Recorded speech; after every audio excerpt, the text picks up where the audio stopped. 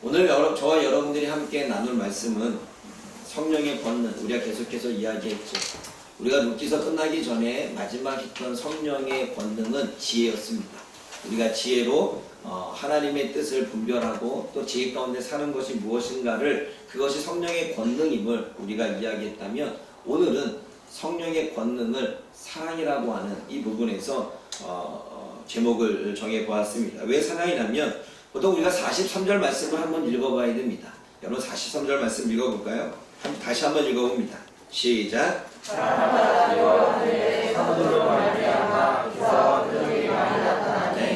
여러분, 기사와 표적이 많이 나타났을 때 이 기사와 표적을 보통 우리는 사람들에게 또는 우리가 설교할 때 들을 때마다 뭔가 누군가가 행하지 못한 일들을 행하는 능력, 그리고 우리가 생각했을 때 뭐 병든 자가 치료를 받고 죽은 자가 살아나고 우리가 했던 정말 크나큰 문제들이 완전히 해결되어지고 10년, 20년 동안 해결되지 않은 문제들이 해결되어지는 이 큰 덩어리들의 것들이 해결되어졌을 때, 그때가 성령의 권능의 역사이고 그것을 기적과 기사라고 또 표적이라고 이렇게 설명하는 것을 우리가 듣게 되어졌습니다. 그래서 우리들의 인식에는 어떠한 인식이 있냐면, 성령의 역사는 불이 내려야 됩니다. 성령의 역사는 우리 세상 사람들이 정말 기적이다라고 말할 것 같은 큰 문제들이 해결되어야 됩니다. 성령의 역사는 아주 큰 덩어리라고 우리는 그렇게 생각하며, 지금도 그러한 고정관념 속에 우리는 성령의 역사를 생각하기에 우리 마음속에 잔잔히 역사하시고 함께 하시는 성령님을 느끼지 못할 때가 많습니다. 왜냐하면 지금 당장 나의 큰 문제가 해결되지 않았고, 내가 오랫동안 기도했던 문제가 여전히 남아있고, 환경을 통해, 물질을 통해, 건강을 통해 기도했지만 여전히 그러한 것들이 해결되지 않았기 때문에 나에게는 성령의 역사가 일어나지 않는다라고 하는 착각 속에, 그런 고정관념 속에 우리는 살아가게 됩니다. 그래서 우리는 이 오늘의 본문을 약간 다른 부분에서 우리는 바라봐야 됩니다. 여러분, 성령의 역사가 일어날 때에 사람들의 반응과 사도들의 반응이 다릅니다. 먼저 사람들의 반응을 보면 두려워합니다. 사람들이 두려워했다, 이렇게 이야기합니다. 여기서 말하는 사람은 생명이 붙어있는 사람들을 이야기하겠죠. 그래서 영혼, 목숨을 가진 자, 생명을 가진 자들이 두려워합니다. 여기서 두려움은 전쟁이 일어나면 우리가 죽을 것 같은 두려움이 생기죠. 여러분, 지금도 우크라이나에서 전쟁이 벌어졌을 때에 많은 민간인들이 두려워합니다. 자신의 가산을 빼앗기고 살았던 삶의 터전이 황폐가 되어지고, 더군다나 총칼에 의해서 자신이 죽을 것 같은 그러한 두려움, 공포를 느끼고 있죠. 오늘 본문의 말씀의 두려움은 바로 이러한 공포심입니다. 전쟁 때 느끼는 공포심. 그런데 여러분, 이러한 공포심은 헬라 사상에 의해서 유래가 되어집니다. 여러분, 우리가 아는가 모르겠지만 헬라 신화에 보게 되면 아레스라고 하는 신이 등장을 합니다. 좀 말썽꾸러기고 전쟁에 능한 신이지요. 그의 아들이 바로 이 포보스라고 하는 그러한 이름을 갖고 있는데, 오늘 여기서 말하는 공포가 포보스입니다.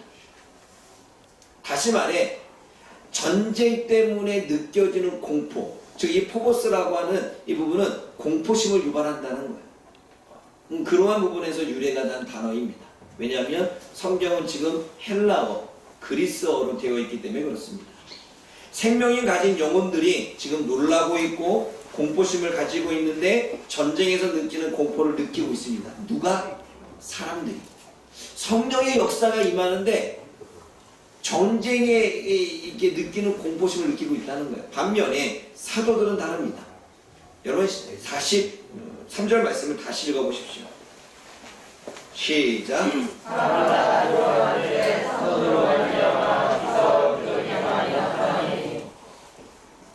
기사와 표적이 많이 나타나는데 사람들은 두려워하는데, 성령의 권능이 임하자 사도들은 기사와 표적을 많이 나타냅니다. 그러니까 두려워하지 않는다는 거죠.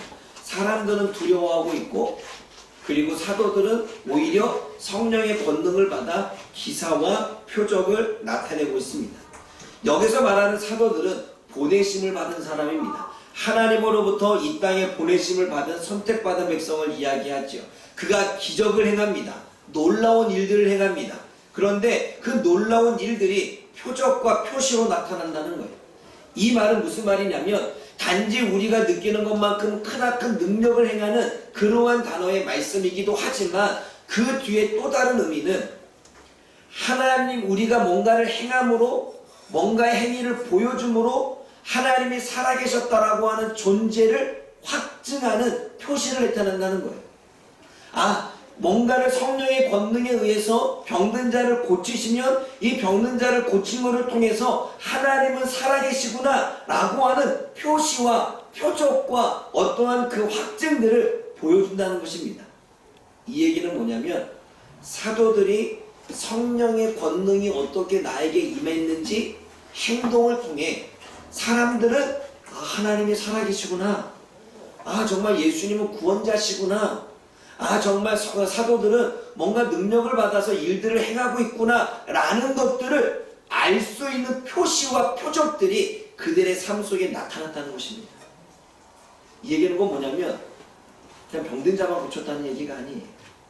근데 여러분, 오늘 저와 여러분들이 이러한 일을 행한 것을 지금 뭐라고 이야기하냐면 44절에서 47절까지 성령의 권능을 받은 사람들이 어떠한 기사와 표적을 이뤄내는지를 설명하고 있습니다. 그러면서 44절에 믿는 사람이라고 하는 것으로 구별되어집니다.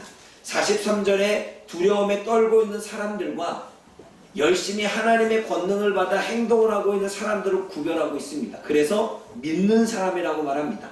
사람들이라고 말하지 않고 믿는 사람입니다. 여기서 믿는 사람은 하나님을 믿는 사람이고 예수님을 믿는 사람이고 그리고 예수님의 말씀을 신뢰하는 사람이고 예수님의 뜻에 따라 순종하는 사람을 믿는 사람이라고 말합니다. 왜냐하면 유대인들도 하나님을 믿습니다.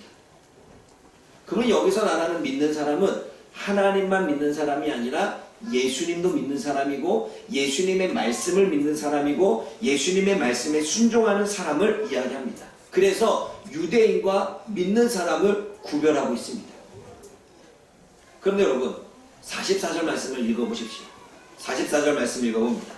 시작. 믿는 사람이 다 함께 있어 모든 물건을 소통하고. 믿는 사람이 다 함께 있습니다. 믿는 사람들이 함께 있고 있다는 얘기는 가까이 있다는 것입니다. 그런데 이들이 가까이 있을 때 얼마나 많이 가깝게 교제하고 살았는지 1장 14절에서 15절 말씀을 읽어보십시오. 사도행전 1장 14절과 15절. 이들이 함께 있고 가까이 있습니다. 시작. 사도들과 예수의 어머니 마리아와 예수의 아버지와 더불어 마음을 같이하여 오늘의 교회에 있었더라. 모인 무리에서 알게 신명자들아 그때 베드로가 그 형제들 가운데 일어서서 여러분 이들은 함께 있었습니다. 가까이 있었습니다. 가까이 있으면서 그들은 서로가 교제를 했습니다. 22절과 26절에도 누군가를 투표해서 뽑을 때에도 어떻게 되어집니까? 같이 있었기 때문에 제비를 뽑을 수 있고 투표할 수 있겠지요. 이들은 같이 있었습니다. 1장 22절과 26절에도 같이 있는 모습이 보여집니다. 그런데 사도행전 2장 1절에서 4절까지 이들은 또 같이 있습니다. 한번 읽어볼까요? 2장 1절입니다. 시작. 그들이 다 같이 한 곳에 모여 있습니다. 이 믿는 사람들은 늘 교제하는 데 가까웠고 믿는 사람들은 같이 함께 하는 데 가까웠고 믿는 사람들은 늘 가까이 있었다는 것입니다. 여러분 성령의 역사 중에 하나는 가까이 있는 것입니다. 성령의 역사의 하나는 교제입니다. 보통 우리는 예배를 표현할 때 예배는 기도가 있고 찬양이 있고 말씀이 있으면 예배라고 생각합니다. 그러나 우리는 거기에 한 가지가 더 빠져 있습니다. 예배에는 찬양이 있어야 됩니다. 하나님을 높이는 찬양. 두 번째는 기도가 있어야 됩니다. 하나님께 감사하는 기도. 세 번째는 하나님의 말씀의 선포가 있어야 됩니다. 하나님의 말씀이 선포돼야 우리가 그 말씀을 받을 수 있지요. 네 번째는 교제입니다. 하나님과 교제하고 하나님이 선택한 백성들과의 교제가 일어날 때 그것을 예배라고 말합니다. 그래서 예배는 단지 내가 시간을 정하여 하나님 앞에 나아가서 드려지는 예배뿐만 아니라 우리가 삶 속에서 행하는 예배가 있는데, 삶 속에서 하나님을 생각하는 것도 예배고, 삶 속에서 하나님의 말씀을 따라서 순종하는 것도 예배고, 삶 속에서 성경을 읽는 것도 예배고, 삶 속에서 기도하는 것도 예배이지만, 그러한 것들은 하나님과의 교제라고 본다면 삶 속에서 성도들과 교제하는 것도 예배입니다. 오늘 사도행전에서 함께 가까이 했던 사람들은 하나님의 이름으로 함께 모여서 가까이 교제하며 나아갔습니다. 우리는 2년 반 동안에 성도들과의 교제가 없었습니다. 예배에 불완전한 것이지. 그래서 많은 사람들이 그 2년 반 동안에 힘든 인생들을 보냅니다. 저는 무척 힘들었죠. 예배는 교제까지 포함된 것이 예배입니다. 그래서 여러분, 이들은 늘 함께 있습니다. 여러분, 사도행전 전체를 보게 되면 이들이 함께 하나님과 함께하고 또한 공동체들과 어떻게 함께 했는지를 알 수가 있습니다. 이것이 구별된 것입니다. 믿음의 사람들은 함께합니다. 그러나 이 세상은 개인주의, 나눠주기 합니다. 다릅니다. 오늘 44절에서는 믿는 사람과 세상 사람들을 구분할 때 사람들을 믿는 사람들이라고 구분했고, 개인주의와 이기적으로 살아가는 시대에서 함께 가까이 살아가는 것이 하나님의 뜻이며 그것이 정말 구별된 사람임을 성경은 이야기를 하고 있죠. 그러면서 그들은 구별된 믿음과 구별된 모임을 가졌을 뿐만 아니라 그 구별된 모임과 그런 삶을 통해 그들은 각기 살아가는 삶의 터전에서 어떻게 살아갔는지, 그것이 오늘 본문의 말씀 2장 45절에서 47절까지 기록하고 있습니다. 먼저 그들은 우리가 46절 말씀 읽어봅니다. 46절 읽어보겠습니다. 시작. 마음을 같이하여 성전에 모이기를 두고 집에서 돌리며 기쁨과 순전한 마음으로 음식을 먹고. 여러분, 날마다 마음을 같이하여 성전에서 모이기를 힘썼습니다. 그리고 떡을 떼며 성찬식을 나누며 함께 순전한 마음으로 음식을 먹고 교제하게 되지요. 여러분, 그래서 주일날 괜히 우리가 예배를 드리고 난 이후에 점심을 먹고 교제하는 이유는 달리 있는 게 아닙니다. 초대교회에서도 예배를 드리고 모임을 갖고 함께 말씀을 나눈 이후에 떡을 떼며 교제를 나눴습니다. 그래서 가까워지는 것입니다. 그래서 공동체가 형성되어지는 것입니다. 그래서 같이 밥을 먹는 사람은 친해지지만 같이 밥을 먹지 않는 사람은 거리가 생기는 것입니다. 여러분, 하나님의 사랑, 지금 이들은 기사와 표적 중에 무엇을 행하고 있냐면 하나님을 사랑하는 것을 표현해주고 있습니다. 날마다 마음을 같이하여 성전에 모였습니다. 성전에 모여서 무엇을 했을까요? 성전에 모여서 예배하고 기도도 하고, 그리고 함께 하나님을 생각하고 성경 공부도 하고 하나님의 말씀을 나누는, 하나님을 생각하고 하나님을 교제하는 일들이 성전 안에서 이루어지지 않았겠습니까? 이들은 세상과 구별된 것을 무엇으로 보여주냐면 하나님을 섬기고 예수님을 섬기고 하나님을 예배하고 예수님을 예배하는 일에 그들은 구별된 삶을 보여줬습니다. 바로 이것은 하나님을 사랑하는 모습이었습니다. 성령의 권능은 사랑으로 나타납니다. 어떠한 사랑? 하나님을 사랑하는 사랑으로 나타납니다. 성령이 임했는데 하나님을 주님으로 인정하지 않고 구원자로 인정하지 않고 그분을 사랑하지 않는다면 그는 성령의 임함이 아니겠죠. 성령의 권능과 역사는 반드시 하나님을 믿는 믿음과 하나님을 사랑하는 모습으로 나타납니다.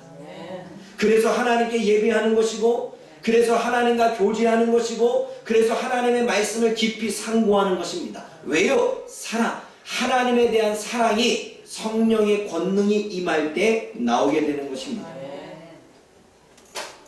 그리고 그 안에서 교제를 나누지요. 그런데 그것으로 끝나지 않습니다. 여러분, 사도행전 2장 45절을 읽어보십시오. 45절과 46절, 47절, 45절, 47절. 시작.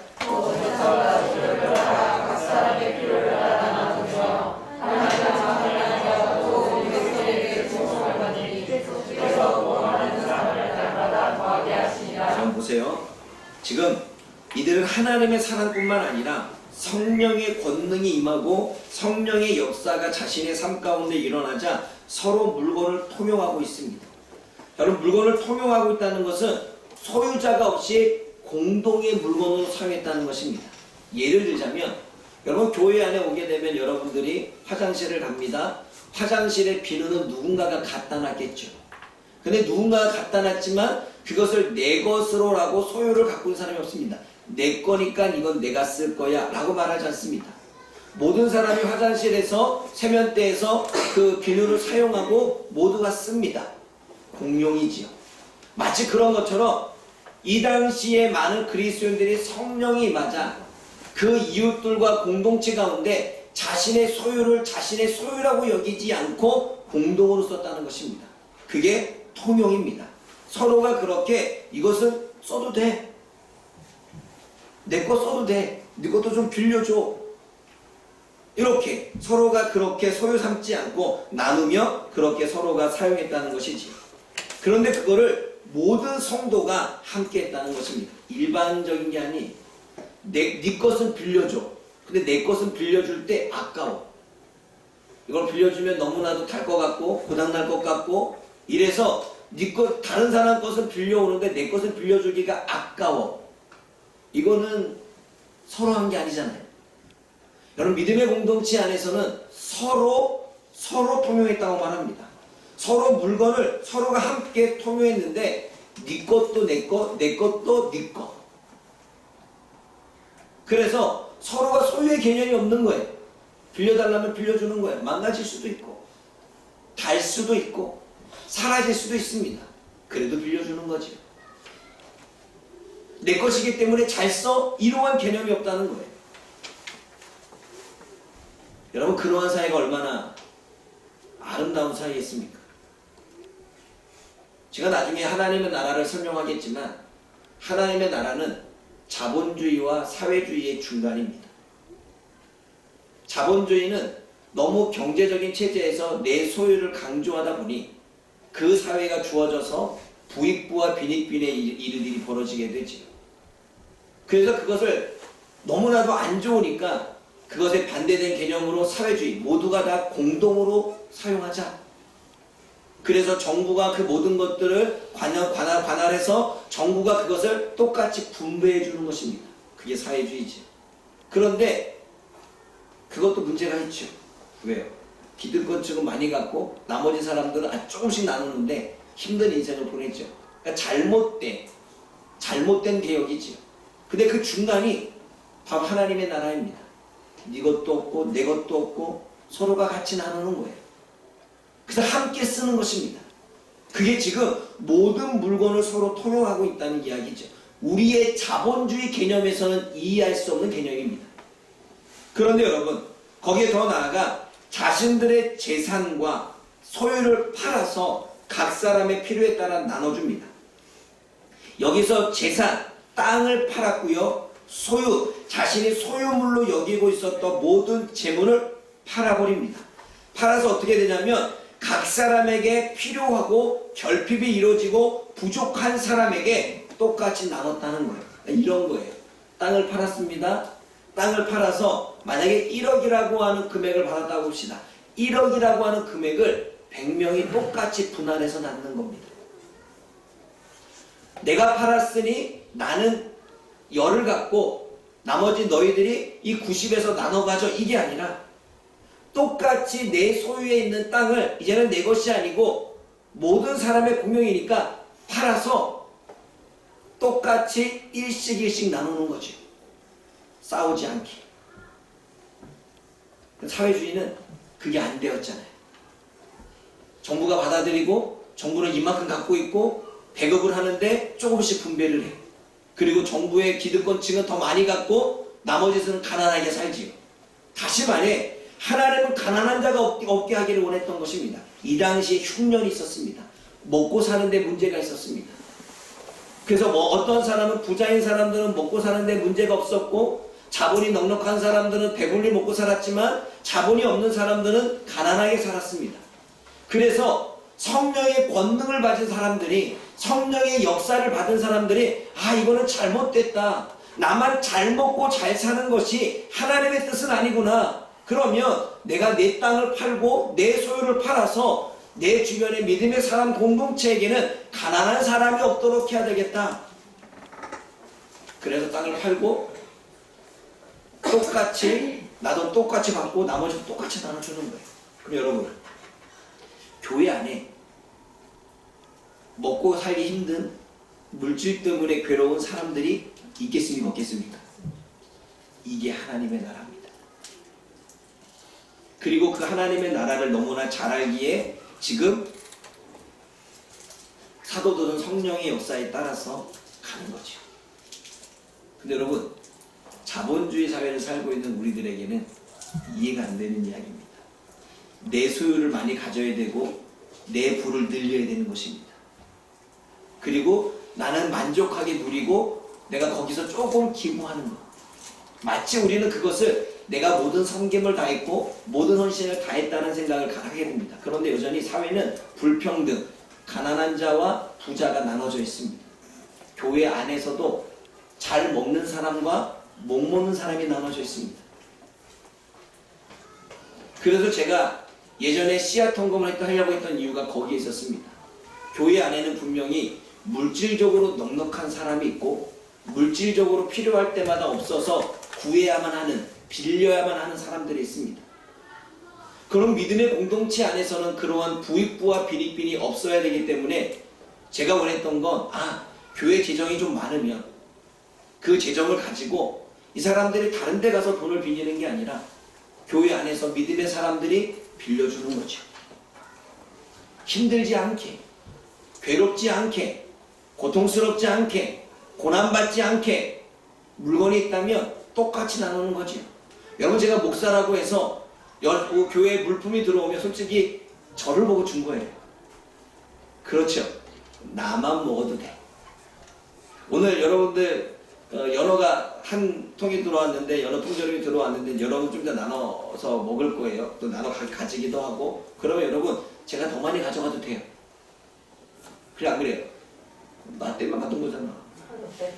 나에게 좋다니까. 가정에 계신 분들 누구한테 줬는 나한테 준 거예요. 그런데 똑같이 나눕니다. 근데 똑같이 나누는데 누구는 10명의 가정이 있죠. 우리 김가우 목사님. 그러면 이 10명의 가정한테 하나 줄 수는 없잖아요. 어떤 사람은 2명이 살아요. 그러면 이쪽은 10개 줬다고 또 여기 10개 줄 수 없잖아요. 그럼 이것도 불평등이지. 그래 안 그래요? 똑같이 나누는 건 숫자에 따라 인원에 따라 분배하는 게 하나님의 나라입니다. 그래 안 그래요? 그래서 우리 공동체에서는 똑같이 나눕니다. 제가 기득권을 가졌다고 제가 교회 지도자라고 해서 더 많이 가져가지 않습니다. 오히려 제가 봤을 때 조금 뭘 못 먹고 누군가는 케이크를 잘 사서 먹는데 누군가는 잘 사서 먹지 못하는 부분이 있다면 제가 그 가정에 케이크를 줍니다. 왜요? 누구는 돈이 있어 사 먹을 수 있지만 우리는 돈이 부족해서 사 먹을 수 없기에 사 먹을 수 없는 사람들의 불평등을 해소하기 위해서 주는 것입니다. 이게 하나님의 나라죠. 하나님의 나라는 똑같이 나누는 것입니다. 똑같이 행복하는 것입니다. 똑같이 기쁨을 누리는 것입니다. 나는 많이 먹었는데 누군가는 먹지 않는다면 먹지 않는 사람에게 내가 조금 먹는 것을 줄여서라도 나눠주는 것이 하나님의 나라입니다. 그것이 성령의 권능을 받은 사도들의 삶 가운데 일어난 것입니다. 아멘? 저는 이것을 사랑이라고 말합니다. 성령의 권능과 역사가 일어나면 하나님을 사랑하는 마음이 생기고 성령의 권능과 역사를 보게 되면 내가 많이 먹고 자랐구나, 내가 많이 누리고 있구나, 그러면 누리지 못한 사람들을 보고 그들에게 똑같이 나눠주게 되는 마음이 생깁니다. 그것은 이웃사랑이지. 그래서 마태복음에 예수님이 제자들에게 바리새인 하나가 예수님께 성경에 제일 되는 계명이 무엇입니까? 라고 말할 때 예수님은 2가지를 이야기합니다. 첫째는 하나님 사랑이요, 둘째는 이웃 사랑이라. 네 몸을 여기는 것만큼 이웃을 사랑해라, 이렇게 말씀하십니다. 그런데 여러분 오늘 사도행전에서 지금 성령의 권능과 역사를 경험했던 사도들과 사람들이 첫째는 하나님 사랑, 둘째는 이웃 사랑, 내 몸처럼 이웃들을 사랑해서 소유를 다 제거하고 똑같이 분배하는 일이 벌어집니다. 이게 하나님의 나라이고 이게 하나님이 원하시는 세상입니다. 저는 우리 교회가 그렇게 되어지기를 원합니다. 그런데 제가 강요하시는 부분은 아니죠. 성령이 임하면 그러한 삶이 드러나게 되어져 있습니다. 그러기에 지금 자본주의 사회에서 하나님의 나라의 개념을 이해할 수 없습니다. 도저히 이해가 안 되죠. 똑같이 분배한다는 거, 한 내 것을 팔았는데 내가 더 많이 소유하지 않고 나도 똑같이 갖는다? 이해할 수 없는 개념입니다. 그런데 하나님은 우리나라가, 그리고 우리 세상이, 그리고 이 땅 이민족들이, 그리고 하나님의 교회가 그렇게 되어지길 원하는 거죠. 그러면 여러분, 하나님의 교회도 잘못 가고 있습니다. 하나님을 섬긴다는 교회가 성도들의 헌금을 걷어다가 이만큼의 재적을 쌓아놓고, 목사님은 500, 1000만 원의 월급을 받고 거기에 수당까지 더하고, 근데 성도들 가운데서는 먹지도 못하고 그리고 돈 하나 빌리기 위해서 힘들게 살아가고 있는데, 그러면 이것은 교회 자체가 하나님의 나라가 되지 않는 거죠. 그래, 안 그래요? 목회자도 소유권을 내려놔야 됩니다. 목회자도 기득권을 내려놔야 됩니다. 목회자도 목회자이기 전에 성도입니다. 하나님의 나라의 백성입니다. 그러면 하나님의 나라 안에 똑같이 나누는 거죠. 그래서 우리 교회 사례금을 받을 때, 제가 청강산이 왔을 때 제 사례금을 똑같이 나눴습니다. 지금 제가 좀 더 받아요. 왜냐? 혼자잖아요. 난 6식구가 있어. 6식구가 있는데 똑같이 나누면 안 되잖아. 그래, 안 그래? 그러기에 제가 차등을 두는 거지. 그래서 청강도사님과 김장훈 선사님과 저희 사람이가 각기 다른 이유는, 저쪽도 5명이잖아요. 그래, 안 그래요? 나보다 하나가 적어. 이해가 되셨습니까? 이러한 가치관을 가지고 살지 않으면 우리는 여전히 다른 사람들의 힘든 모습들을 보지 못하고 하나님의 나라의 개념 없이 우리는 이 땅에서 자본주의에 익숙한 삶을 살게 되는 것입니다. 사랑하는 여러분, 하나님의 성령의 권능이 임하면 사랑을 품게 됩니다. 그 사랑의 첫째는 하나님을 사랑하는 거고, 그 사랑의 둘째는 이웃을 사랑하는 겁니다. 이러한 일들이 벌어졌습니다. 여러분들 같은 자본주의 사회에 살고 있는 사람들에게 이 개념이 이해가 되지 않는 개념인데, 사도들은 이렇게 살았습니다. 그 당시도 이러한 개념이 없었습니다. 왜냐하면 백작이 있었고 농민이 있었습니다. 헬라 시대에 기득권자가 있었고 거기에 밑은 종들이 있었습니다. 그런데 그 사회 속에 믿음의 사람들이 지금 이런 일을 하고 있는 거예요. 그러면 헬라적인 사상에서 그 당시에 종이었던 사람들의 생각에서, 그 당시에 종을 데리고 있었던 사람들의 생각에서 이 생각은 전혀 다른 개념인 거지요. 그래서 어떤 일이 벌어집니까?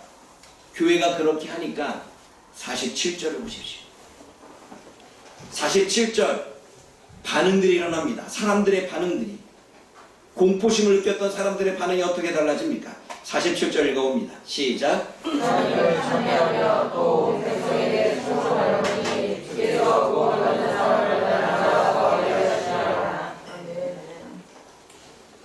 그 당시에 그렇게 살 수 없는 삶 속에 구별되어진 사람들, 구별된 믿음의 사람들이 함께 모여서 공동체들이 의논하고 생각하는 것이, 야, 우리 소유를 나눠서 가난한 자를 좀 나눠주는 것이 그것이 하나님의 뜻일진데 우리가 그렇게 하면 어떻게 좋을까? 이러한 의논들을 나누면서 함께 날마다 모이게 힘쓰고 하나님을 찬양하고 선을 행하기 시작하자 반응들이 일어나는데, 강팍했던 사람들이, 하나님을 몰랐던 사람들이, 우상을 섬겼던 사람들이 하나님을 찬미하기 시작합니다. 근데 여러분, 선한 일은 누가 했어요? 사도들이 했어요. 선한 일은 누가 했어요? 제자들이 했어요. 선한 일은 누가 했어요? 성도들이 했어요. 그런데 왜 하나님을 찬양하고 있을까요? 저와 여러분들 믿음의 백성들의 모든 행위는 첫째는 하나님이 찬양을 받습니다. 아멘? 그러나 저와 여러분들의 선한 행위는 하나님이 찬양을 받지만 저와 여러분들의 안 좋고 나쁜 행위는 하나님이 욕을 먹습니다. 그래서 내 이름을 망령되이 여기지 않도록 잘 살아라라고 이야기하는 거죠. 저와 여러분들의 행위 자체가, 저와 여러분들의 모습 자체가, 저와 여러분들의 살아가는 삶 자체가 하나님께는 영광이 될 수도 있고 하나님께 욕이 될 수도 있다는 사실을 우리는 깨달아야 됩니다. 왜냐하면 우리는 믿는 사람이기 때문에 그렇습니다. 그런데 이 당시에 믿는 사람들은 전혀 다른 삶을 살았습니다. 선한 삶을 살았고 올바른 삶을 살았습니다. 그러자 많은 믿지 않는 백성들이 하나님을 찬송합니다. 우상을 섬겼던 사람들이 하나님을 찬송합니다. 우상 숭배했던 사람들, 그리고 자신들만 최고라고 여겼던 사람들이 하나님을 찬양합니다. 철학을 숭배했던 사람들이 하나님을 찬양합니다. 하나님이 찬송받죠. 그리고 하나님만 찬송받는 게 아닙니다. 온 백성들이 사도들과 제자들과 성도들에게 감사합니다. 그리고 친절하게 호의를 베푸는 일들이 벌어집니다. 사도들의 행위로 많은 사람들이 그 사도들을 존중하고 인정하고 존경하고 그리고 감사를 표현하고 친절을 표현합니다. 만약 이 땅의 하나님의 백성들이 이렇게 살았다면, 이 땅의 하나님의 백성들이 사도들처럼 살았다면 개독교라고 욕을 먹진 않겠죠. 이 땅의 백성들, 저와 여러분들이 주어지는 삶에서 이렇게 살았더라면 하나님을 찬송하고 그리고 우리는 칭찬과 인정을 받고 우리에게 늘 감사합니다라고 하는 감사의 답례를 받으면서 살아갔겠죠. 그러나 지금의 기독교가 된 이유는 앞에서 이야기한 것처럼 하나님의 나라인 이 소유물을 자신들만의 잔치로 자신들만의 이득으로만 가지고 갔기에 문제가 되는 것입니다. 그래서 정부에서도 제일 먼저 교회에 세모를 때렸던 이유는 뭐냐면 모든 교회 헌금이 교회에 다 있는데 사회에 기부하거나 나누지 않으니, 물론 그만큼의 나누고 기부도 합니다. 그래도 많이 있으니 나라에서 통제하겠다는 것입니다.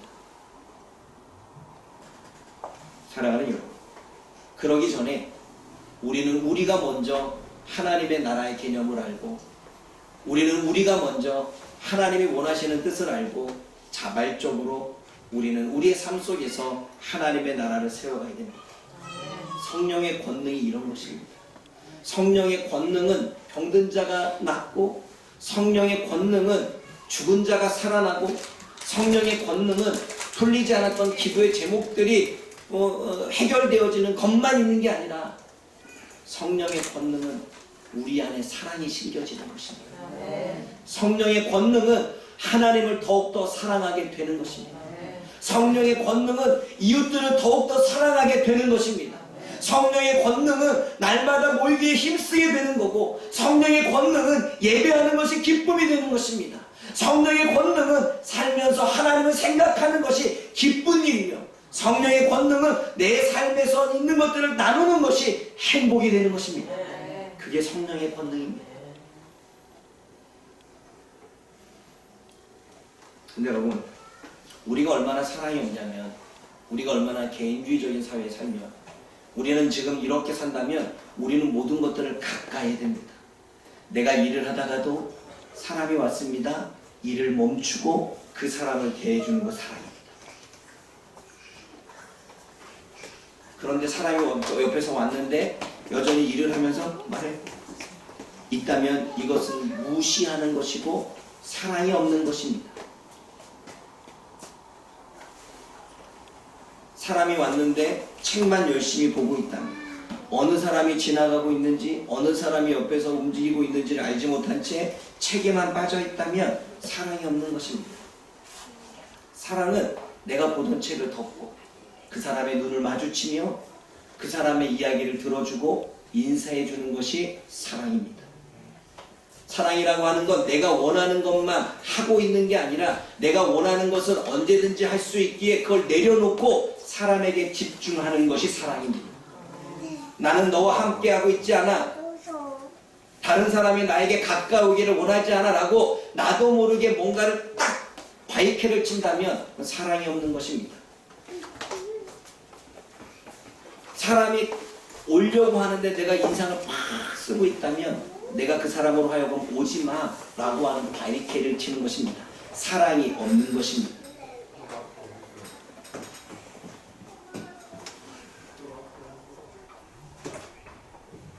또한 사람이 옆에서 지나가는데 내 할 일에 집중해서 사람들이 오더나도 신경 쓰지 않는 것은 바리케이드를 치고 있기에 사랑이 없는 것입니다.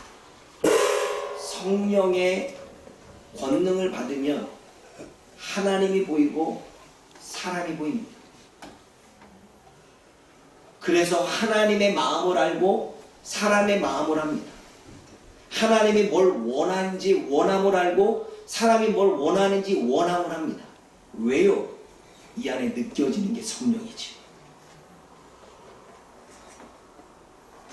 사랑하는 여러분, 성령의 권능 단지 병고침만 구하시겠습니까? 성령의 권능 나에 있는 문제들만 해결달라고 하나님께 간구하시겠습니까? 성령의 권능은 그거이기도 하지만 우리의 삶의 변화가, 우리의 마음가짐의 변화가, 우리의 가치관의 변화가 일어나는 것이 성령의 권능입니다. 그런데 우리는 늘 치우친 성령의 권능만 원합니다. 여러지 개인주의적인 삶을 살면서 성령의 권능을 원한다면 어떻게 성령께서 우리 안에 역사하셔서 나를 이끌어 가시겠습니까?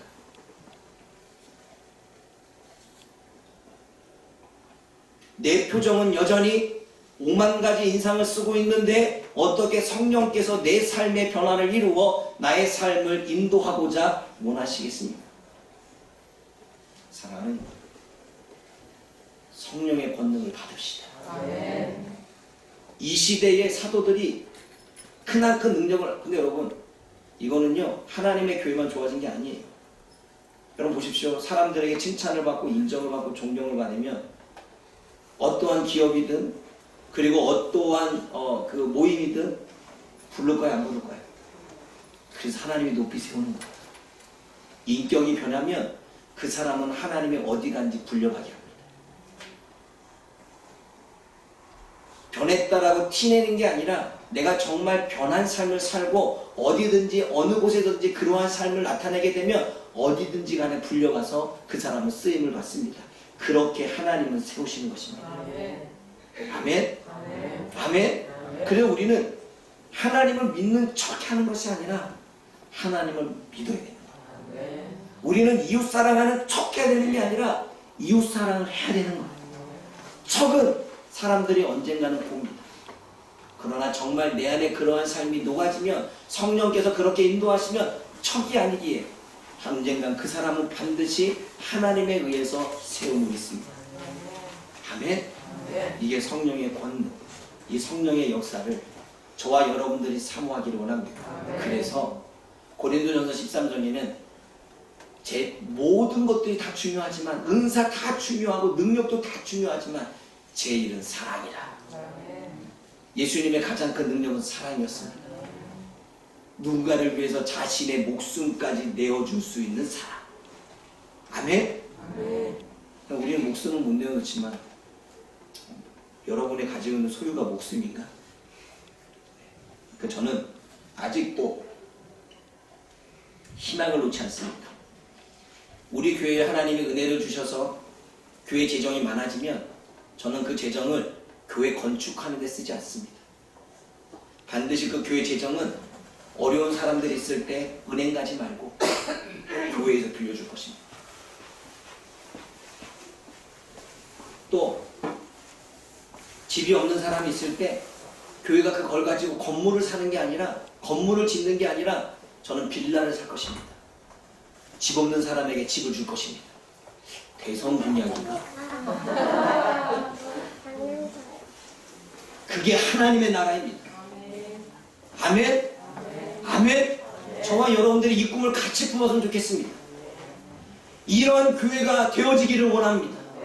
이러한 희망이 있는, 그렇게 세상 사람들에게 하나님의 나라는 그러한 나라구나, 여러분들도 인지해서 그러한 나라를 이 땅에 심어주기를 원합니다.